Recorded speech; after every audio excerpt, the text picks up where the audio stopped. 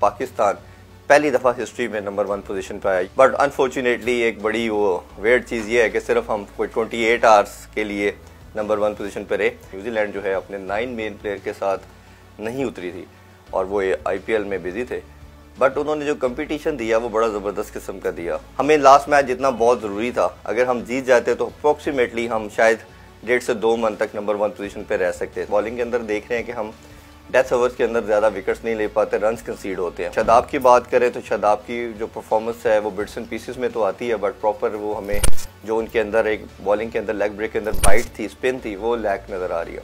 Unfortunately कहीं ना कहीं हमें ये लगता है कि फेवरेटिज्म और नेपोटिज्म का मसला जो पाकिस्तानी कल्चर का पार्ट है वो क्रिकेट में भी पेनिट्रेट होता है। जी, जैसे हम सब ने देखा कि कल जो लास्ट मैच खेला गया पाकिस्तान वर्सेस न्यूजीलैंड के हवाले से 47 रन से न्यूजीलैंड ने विक्ट्री हासिल की। ओवरऑल अगर डिस्कस करें तो बड़ी ज़बरदस्त किस्म की सीरीज़ हुई। जैसे हमने शुरू में बात की कि न्यूजीलैंड जो है अपने 9 मेन प्लेयर के साथ नहीं उतरी थी और वो IPL में बिजी थे, बट उन्होंने जो कंपटीशन दिया वो बड़ा ज़बरदस्त किस्म का दिया। बड़ी कम्पेटिटिव किस्म की क्रिकेट खेली उन्होंने और कहीं भी पाकिस्तान को उन्होंने इजी विक्ट्री हासिल नहीं करने दी। इसको ओवरऑल अगर हम समराइज़ करें, ओवरऑल इसका व्यू देखें तो पाकिस्तान की परफॉर्मेंस के कुछ बेनिफिट्स भी हैं, कुछ आपके लूप होल या डेफिशिएंसीज भी नज़र आ रहे हैं, जो कि ओबियसली कई दफ़ा होता है कि विक्ट्री में हाइड हो जाते हैं। अगर बेनिफिट की बात की जाए तो बैटिंग ऑर्डर आपका बड़ा स्टेबल नज़र आ रहा है। आपके नंबर 3-4 के स्लॉट बिल्कुल फिक्स है, कोई चेंजिंग करने की ज़रूरत नहीं है। सबसे बड़ी चीज़ बाबर आजम की बात करनी पड़ेगी।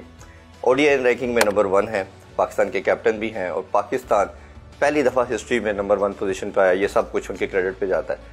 बट अनफॉर्चुनेटली एक बड़ी वो वेट चीज़ ये है कि सिर्फ हम कोई 28 आवर्स के लिए नंबर 1 पोजीशन पर रहे।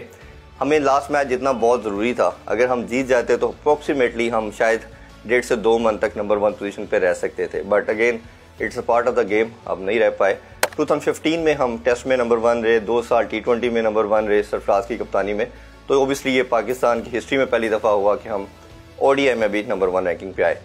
थोड़े से अगर हम बात करें, जिस तरह मैंने की कि कोई हमारे लूप होल्स भी इसमें नज़र आए। सबसे पहले बॉलिंग की बात करते हैं। बॉलिंग के अंदर देख रहे हैं कि हम शादाब की बात करें तो शादाब की जो परफॉर्मेंस है वो बिट्स एंड पीसेस में तो आती है, बट प्रॉपर वो हमें जो उनके अंदर एक बॉलिंग के अंदर लेग ब्रेक के अंदर बाइट थी, स्पिन थी, वो लैक नज़र आ रही है। इसी तरह उसामा अमीर अच्छा फाइंड है, अच्छी बॉलिंग कर रहे हैं, बट हमें लगता है कहीं ना कहीं उनकी लेंथ भी थोड़ी पीछे शॉर्ट पिच बॉल करते हैं जिस पे रन ज़्यादा कंसीड होते हैं। इस तरह फास्ट बॉलिंग की बात की जाए तो मेरा मानना ये था कि आपको सबसे बड़ी कमोडिटी जो PSL की थी वो एहसान उल्लाह था। एहसान उल्लाह को आपको 5-6 मैचेस में चांस देना चाहिए था ताकि आप एशिया कप अगर और वर्ल्ड कप के लिए आपके पास एक प्रिपेयर कमोडिटी होता, क्योंकि आप देख रहे हो कि आपके डेथ ओवर का प्रॉब्लम आ रहा है। शहीन को भी रन हो रहे हैं, हारिस रऊफ को भी रन हो रहे हैं और आपके एक ऐसा बॉलर जो आपने रिसेंट में अच्छा परफॉर्म किया हुआ रिसेंट पास में और 150 नॉच प्लस की बॉल करता है, तो उसको तैयार करना बहुत ज़रूरी था। दूसरा, जब हारिस सुहेल आपकी इंजरी हुई तो आपको साइम अयूब को लेके जाना चाहिए था। साइम अयूब एक ऐसा बैट्समैन था जिसको कहा जाता है कि बाबर के बाद और अब्दुल्ला शफीक के बाद सबसे ज़्यादा टेक्निकली साउंड था, तो उसको आपको कैरी करना चाहिए था, उसको चांस देना चाहिए था, उसको कॉन्फिडेंस देना चाहिए था। ऐसे ही आप इंटरनेशनल लेवल पर अपने प्लेयर को डेवलप करते हो। बट अनफॉर्चुनेटली कहीं ना कहीं हमें ये लगता है कि फेवरेटिज्म और नेपोटिज्म का मसला जो पाकिस्तानी कल्चर का पार्ट है वो क्रिकेट में भी पेनिट्रेट होता है। अभी आज की नई डेवलपमेंट तो यही है कि बोर्ड कोशिश कर रहा है, जैसे भारत ने एक अगेन अपनी हटदर्मी शो की और उसने कहा कि एशिया कप होना ही नहीं चाहिए। होस्टिंग की क्या बात करते हैं पाकिस्तानी, हम होने ही नहीं देंगे। वो दूसरे कंट्रीज़ के साथ मिलकर कोशिश कर रहा है कि एक 5 मुल्की टूर्नामेंट करवा लिया जाए। अब पाकिस्तानी बोर्ड ने भी ये कोशिश की है, PCB ने, कि वो भी कुछ ऐसे 3-4 कंट्री से बात कर रहा है कि अगर नहीं होता एशिया कप तो हम सेफर एंड के ऊपर कोई ऐसी पाकिस्तान में कोई सीरीज़ रख ली जाए जिसमें कुछ ऐसे कंट्रीज़ हैं जो ओबियसली सब कॉन्टिनेंट कंडीशन में खेलना चाहते हैं क्रिकेट, तो उनको बुला के हम भी सीरीज़ रखें। अपने लड़कों को भी थोड़ा सा आपको मोटिवेशन मिले, प्लस उनको प्रैक्टिस भी मिले वर्ल्ड कप से पहले, और आप करें। और जो लोग कुछ बात कर रहे थे कि पाकिस्तान वर्ल्ड कप में नहीं जाना चाहिए, ये बिल्कुल ही एक वेयर्ड और वेग स्टेटमेंट है, क्योंकि ICC का इवेंट है, आप इसको मिस नहीं कर सकते। आप अगर मिस करते हो तो आप पे बड़ी ठीक ठाक किस्म की सैंक्शन लगेंगी, तो ये बिल्कुल अफोर्ड नहीं हो सकता। बट हाँ, अब करने की ये चीज़ है, नजम सेठी साहब को चाहिए कि इसको ट्रेड ऑफ करें, इसके लिहाज से बात करें।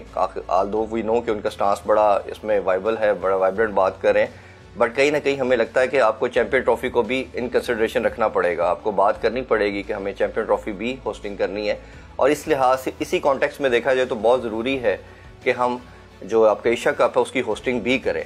But second option obviously PCB उस पर बात कर रहा है, अगर नहीं आते कंट्रीज पाकिस्तान एशिया कप के लिए, भारत नहीं आता, तो फिर आपके पास सेकंड ऑप्शन होनी चाहिए, तो वो एक 3 या 4 मुल्की टूर्नामेंट के हवाले से डिस्कशन करें।